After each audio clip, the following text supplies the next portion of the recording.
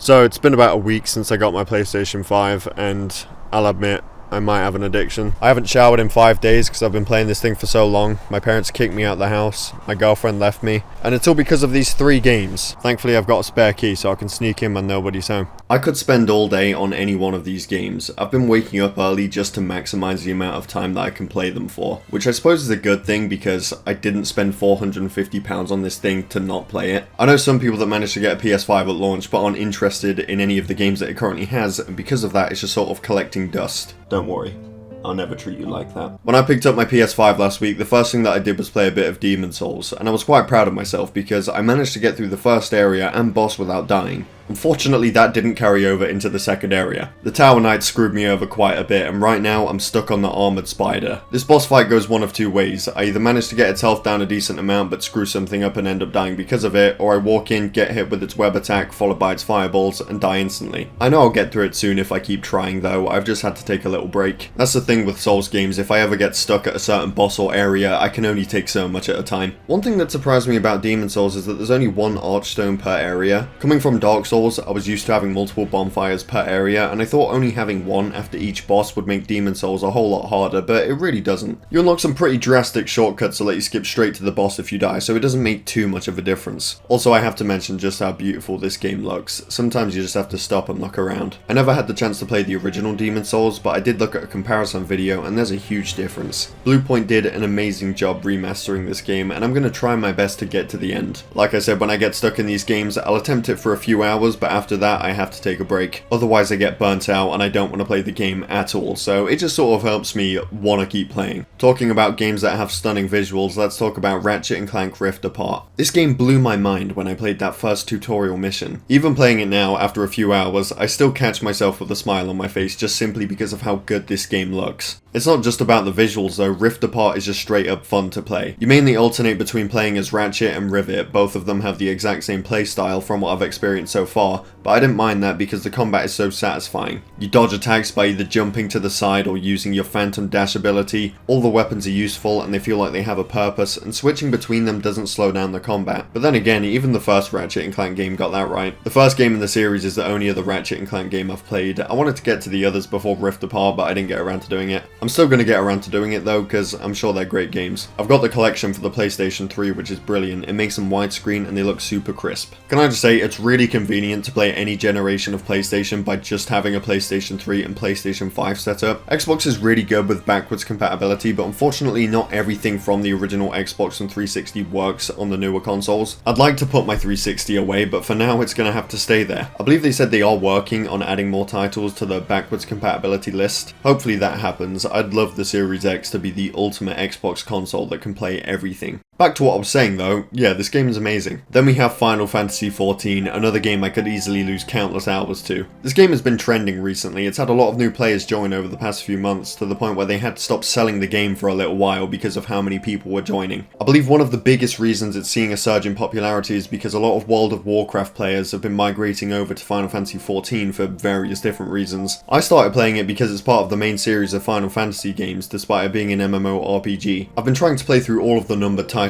recently. 9 and 10 really got me into the series. I love those games so much, and I had way more fun playing 4 than I thought I would. I tried playing Final Fantasy XIV on PC a few months ago and I just couldn't get into it, but then I gave it a second chance when I got a PlayStation 5 because it's got a PlayStation 5 upgrade, and now I can't stop playing. Like I said, it's the first MMO that I've ever played, so it was quite confusing at first, trying to remember the story while also trying to understand all this other shit that's popping up on the screen, explaining different things, the menus, the HUD, the maps. But it didn't take long to figure out the basics, and I was able to start playing the game. I'd be lying if I said I didn't skip a few tutorials here and there, but you know what? I'm learning as I go along. There's so much to do. You can go through the main quests and experience the story, complete side quests, guild hests, which are like these little challenges you can complete in a team. You can go through dungeons, or simply relax and listen to someone play a song.